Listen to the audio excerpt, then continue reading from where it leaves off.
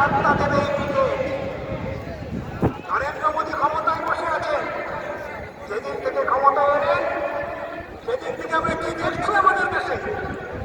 সবচেয়ে বেশি এখানে জন্ম হলো এই সময়কালের মধ্যে, সবচেয়ে বেশি কৃষক আত্মহত্যা করেছে এই সময়, আর সবচেয়ে বেশি পরিযায়ী শ্রমিকের সংখ্যা বেড়েছে।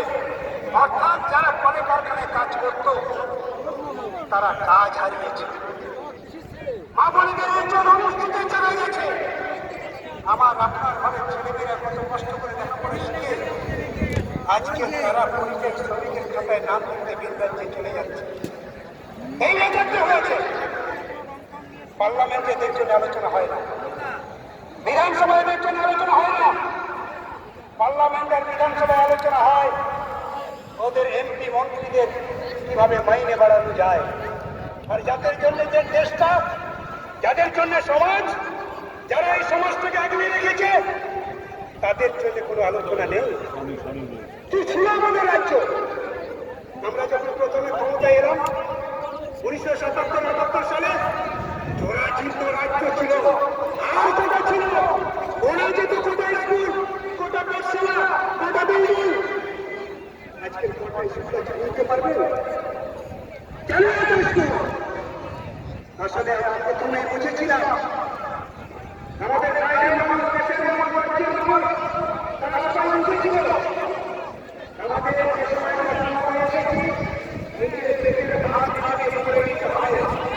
আমার সম্পর্কে আছে, আমার সমাজের আমি আমাকে আমাকে নেতারা বলে ওই জমি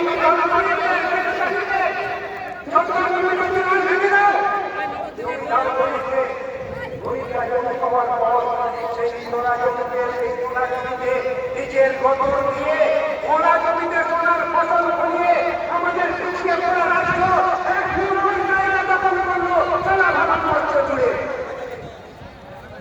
যে হকদার হচ্ছে আজকে আমরা যারা বসে আছে, সেই কত সর্বোচ্চ মানুষ দিন আনে দিন খান, তাদের জন্য আজকে রাজ্য এত সম্মান পেয়েছে। সেই লোকগুলো আজকে কাজ পায় না, সেই লোকগুলোর কাজের কোনো গ্যারান্টি নেই, সেই লোকগুলো কাজের কোনো নিশ্চয়তা নেই। দেশ স্বাধীন হয়ে ৭৮ বছর অতিক্রম করলাম, কিন্তু এই গরিব পূর্ব লোক যারা আজকে দেশটাকে আগলে রাখে, সমাজটাকে আগলে রাখে, তাদের কাজের নিরাপত্তার জন্য, কাজের গ্যারান্টির জন্য পার্লামেন্টে আলোচনা হয় না, বিধানসভায় আলোচনা হয় না। তাই আমরা কি করলাম? আমাদের একটা কাজ করে দিতে হবে, একটা আইন চাই গরিবদের জন্য, একটা আইন, যে আইনে সারা দেশের গরিব মানুষ বাস করে, সেই আইন। তার জন্য লড়াই পার্লামেন্টে ৬২ জনের দিবি, আমরা বাইরে পশ্চিমবঙ্গ থেকে সরকার জানালো মানুষকে আমরা ঐক্যবদ্ধ করবো।